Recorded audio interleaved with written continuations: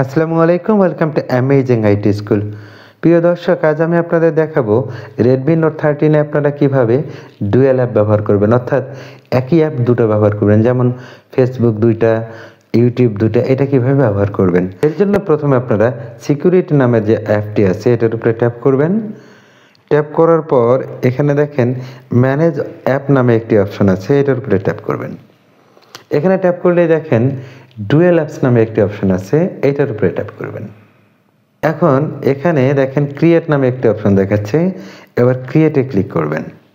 ক্রিয়েটে click করলে দেখেন এখানে এই যে অপশনগুলো দেখাচ্ছে,